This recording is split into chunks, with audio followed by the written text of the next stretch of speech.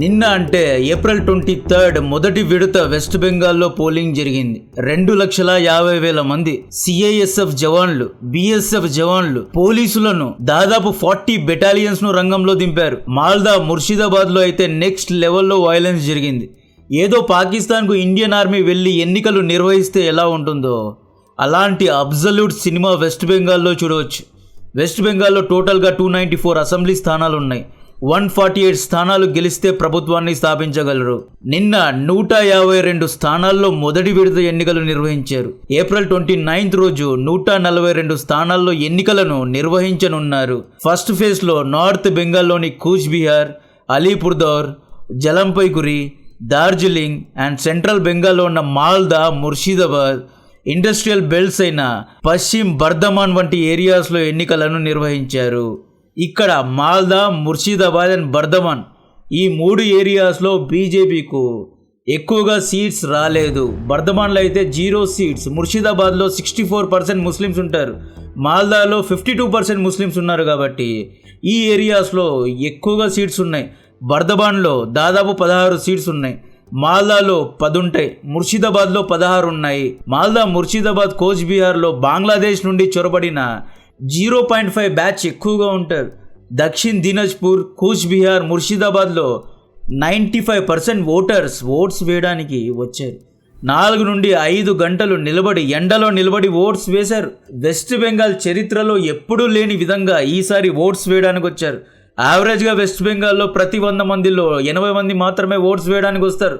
But ఈసారి 92 నుండి 95 మంది వచ్చారు.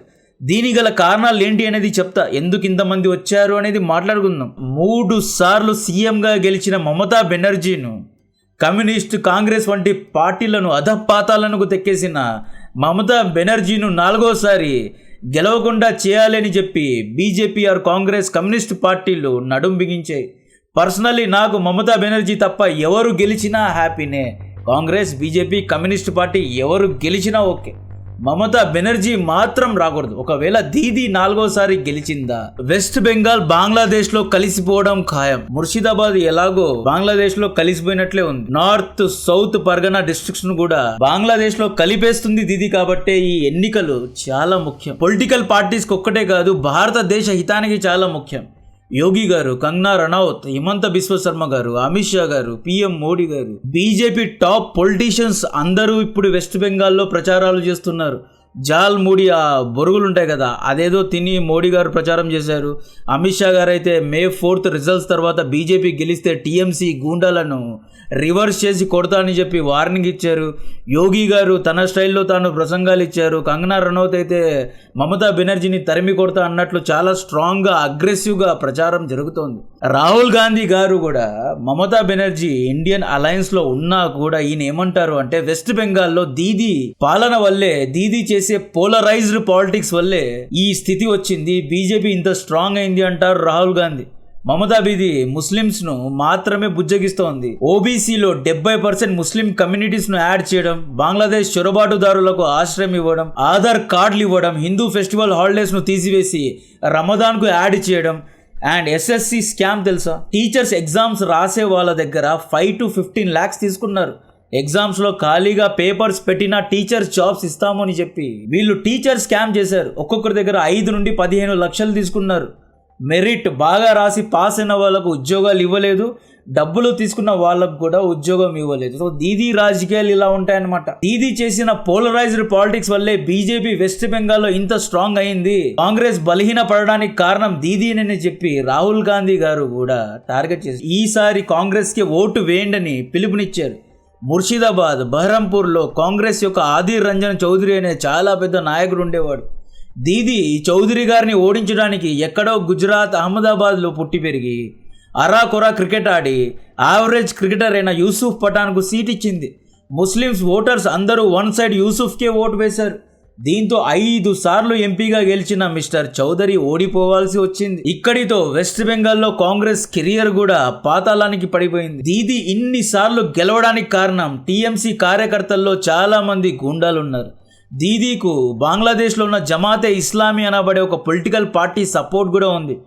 దీదీ మోడస్ ఆపరెండై ఏంటి, టీఎంసీ గూండాలు ఎలా ఆపరేట్ అవుతారు అంటే నిన్న ముర్షిదాబాద్లోని నౌడా కాన్స్టిట్యుయెన్సీలో టీఎంసీ గుండాలు ఓటు వేసే కేంద్రాల దగ్గర క్రూడ్ బాంబ్స్ను ప్రయోగించారు. భయం కలిగించే వాతావరణాన్ని క్రియేట్ చేశారు. ప్రజలు ఓటు వేయడానికి రాకుండా బెద్దరగొట్టారు. లాజిక్ ఏంటయ్యా అంటే నౌడా కాన్స్టిట్యుయెన్సీలో 100 మంది ఓటర్స్ ఉన్నారు అనుకోండి, జస్ట్ అనుకోండి. ఇందులో 30 మంది టీఎంసీకే ఓటు వేస్తారు, పర్మనెంట్ ఓటర్స్.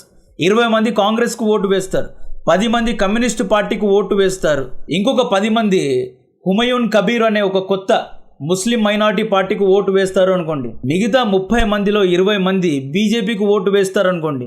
ఇంకొక 10 మంది న్యూట్రల్ ఓటర్స్, ముసలి వాళ్ళు, చదువుకున్న వాళ్ళు, యాంటీ ఇన్కంబెన్సీతో ఉంటారు. ఈసారి కొత్త పార్టీకి ఓటు వేద్దాం, బీజేపీకు లేదా కాంగ్రెస్కు ఈసారి మా యొక్క ఓటు ఇద్దామని, లెట్స్ ట్రై ఫర్ చేంజ్ అని ఆలోచించే వాళ్ళు ఉంటారు. టీఎంసీ గుండాలు ఈ 10-20 మందిని భయపెట్టడానికి క్రూడ్ బాంబ్స్ను వేస్తున్నారు. ఇంటికెళ్ళి భయపెడుతున్నారు. అక్కడ మైనారిటీస్గా ఉన్న హిందూ వ్యాపారస్తులను బెదిరిస్తున్నారు. దీంతో ఆ 10-15 మంది ఓట్స్ వేయడానికి రావడం లేదు. వన్ సైడ్ టీఎంసీ గెలుస్తోంది అన్నమాట. మమతా బెనర్జీ ఇలాంటి చిల్లర కార్యక్రమాలు చేసే గెలుస్తోంది. 2,50,000 మంది సైనికులు రంగంలో దిగినా కూడా ప్రజలు భయపడుతున్నారు, ప్రజల్ని భయపెట్టిస్తున్నారు. దక్షిణ్ దినాజ్పూర్లో బీజేపీ క్యాండిడేట్ అయిన సుబేందు సర్కార్ పోలింగ్ స్టేషన్కు వెళ్తే అతన్ని ఉరికించి కొట్టారు. కావాలంటే ఈ వీడియో చూడండి. వీడియోడో చూడండి, బంగ్లాదేశ్ అయి ఉంటాడు, సైడ్ నుండి ముఖాన్ని గుద్దుతున్నాడు చూడండి. అక్కడికి పోలింగ్ స్టేషన్లో ఒక పోలీస్ ఆఫీసర్ ఉన్నాడు. పోలీస్ ఆఫీసర్ ముందే ఉరికించి కొడుతున్నారు. ముర్షిదాబాద్లో టీఎంసీ పార్టీ ఓట్స్ను చీల్చడానికి అమిత్ షా గారు హుమయూన్ కబీర్ అనే ఒక ముస్లిం మైనారిటీ కోసం పనిచేసే పార్టీకు ఫండింగ్ చేశారు. ఇది అఫీషియల్ కాదు, కొన్ని అర్థం చేసుకోవాలి, అన్నిటికీ క్లారిఫికేషన్ అవసరం లేదు.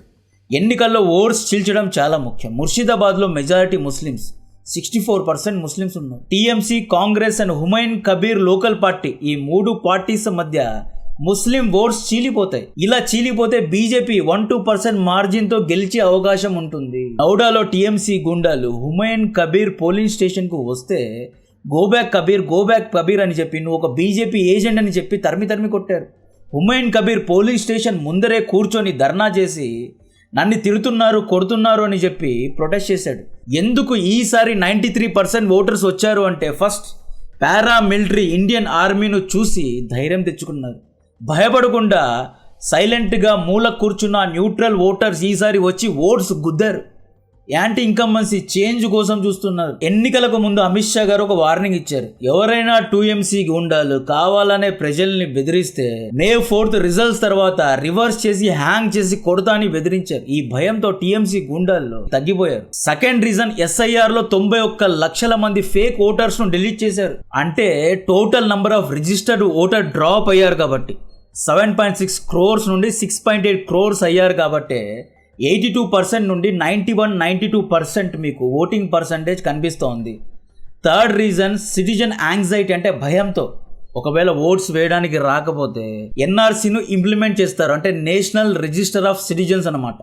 2026లో ఎవరెవరు ఓటు వేశారో వాళ్లకు మాత్రమే సిటిజన్షిప్ ఇస్తారు. సో ఈ భయంతో ఓటు వేయడానికి చాలామంది వచ్చారు. అండ్ మమతా బెనర్జీ కూడా ఎన్నికల ప్రచారంలో మీరు ఓట్స్ వేయడానికి రాకపోతే మీ యొక్క పౌరసత్వాన్ని తీసేస్తారు అని చెప్పి భయపెట్టించింది కాబట్టి చాలామంది ఓట్స్ వేయడానికి వచ్చారు. అండ్ కేరళ, కర్ణాటక, ఆంధ్రప్రదేశ్లో పనిచేసే వెస్ట్ బెంగాల్ ప్రజలందరూ ఈసారి వెస్ట్ బెంగాల్లో చేంజ్ చూద్దాం, 3 సార్లు మమతా దీదీనే గెలిపించాము, ఈసారి కొత్త పార్టీకు ఛాన్స్ ఇద్దామని చెప్పి చాలామంది వెళ్ళి అక్కడ ఓటు వేశారు. కాబట్టే 93% ఓటింగ్ పర్సంటేజ్ కనిపిస్తోంది. అండ్ యాక్చువల్లీ ఈ 93%లో చాలామంది చేంజ్ కోసమే ఓటు వేసి ఉంటారు కాబట్టి బీజేపీ ఈసారి గెలిచే అవకాశాలు చాలా ఎక్కువగా ఉన్నాయి. ఎందుకు అంటే కాంగ్రెస్, టీఎంసీ పార్టీలు, ఈ 2 పార్టీస్ ముఖ్యంగా ముస్లిం మైనారిటీస్, ఓబీసీస్నే టార్గెట్ చేస్తారు. కాంగ్రెస్ ముఖ్యంగా ఓబీసీ అండ్ ముస్లిం మైనారిటీనే టార్గెట్ చేస్తుంది. టీఎంసీ వన్ సైడ్ ముస్లిం మైనారిటీస్నే బుజ్జగిస్తూ టార్గెట్ చేస్తూ ఉంటుంది. బీజేపీ హిందూస్ని మాత్రమే టార్గెట్ చేస్తోంది కాబట్టి ఇక్కడ ముస్లిం ఓట్స్ అనేవి కాంగ్రెస్ పార్టీ, టీఎంసీ పార్టీ మధ్య చీలుతాయి. 30 ఓట్స్ చీలినా కూడా 2-3% మార్జిన్తో బీజేపీ గెలిచే అవకాశం ఉంది. బీజేపీ గెలవాలి అంటే ముఖ్యంగా April 29th జరిగే నార్త్ అండ్ సౌత్ పరగనా డిస్ట్రిక్ట్స్లో దాదాపు 64 సీట్స్ ఉన్నాయి. ఈ 64 సీట్స్లో ఇప్పటి వరకు ఎక్కువగా టీఎంసీ పార్టీ లేదా కాంగ్రెస్ పార్టీసే గెలిచాయి. బీజేపీకి ఎక్కువగా సీట్స్ రాలేదు. సో ఈ 2 డిస్ట్రిక్ట్స్లో ఒకవేళ బీజేపీ 40 సీట్స్ గెలుచుకుందా, డెఫినెట్గా బీజేపీ ప్రభుత్వాన్ని స్థాపించగలదు. ఈ 2 డిస్ట్రిక్ట్స్ చాలా ముఖ్యం. ముర్షిదాబాద్లో ముస్లిం మెజారిటీ ఉంది కదా, అక్కడ 16 సీట్స్ ఉన్నాయి. ఇక్కడ బీజేపీకు 8 సీట్స్ వచ్చినా, నార్త్ సౌత్ పరగణాల్లో 20 సీట్స్ వచ్చినా కూడా 48 సీట్స్ ఇక్కడే వచ్చేస్తాయి. ఈ 48-50 సీట్స్ అనేవి ఎవరు ప్రభుత్వాన్ని స్థాపిస్తారు అనే దాన్ని డిసైడ్ చేస్తాయి. కాబట్టే ఏప్రిల్ 29th ముఖ్యమైన పోలింగ్, ముఖ్యమైన డిస్ట్రిక్ట్స్లో ఎన్నికలు జరగనున్నాయి.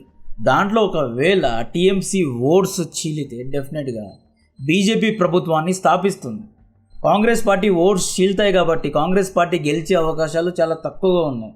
లేదు, మమతా బెనర్జీ ఈసారి కూడా మ్యాజిక్ చేసింది. నార్త్ సౌత్ పరగనా, ముర్షిదాబాద్, మాల్దాలో 1 సైడ్ దీదీ స్వీప్ చేస్తే 4వసారి కూడా దీదీ గెలిచే అవకాశాలు చాలా ఎక్కువగా ఉన్నాయి. వెస్ట్ బెంగాల్ ప్రజలు ఆంధ్రప్రదేశ్, తెలంగాణ లాగా కాదు. చేంజ్ కోసం ఒకసారి టీడీపీకు, ఒకసారి వైఎస్ఆర్సీపీకు ఓట్స్ వేస్తాం. బీఆర్ఎస్ పార్టీ వరుసగా గెలుస్తోంది, ఒకసారి కాంగ్రెస్కు ఓటు వేసి లెట్స్ ట్రై ఫర్ చేంజ్ అని మనం చేంజ్ కోసం ఆలోచిస్తూ ఉంటాం. బట్ వెస్ట్ బెంగాల్ ప్రజలు అలా కాదు, ఒక్కళ్ళే ఉండాలి, దీదీనే ఉండాలి అని చెప్పి దీదీకే ఓట్స్ వేస్తే ఏమీ చేయలేము.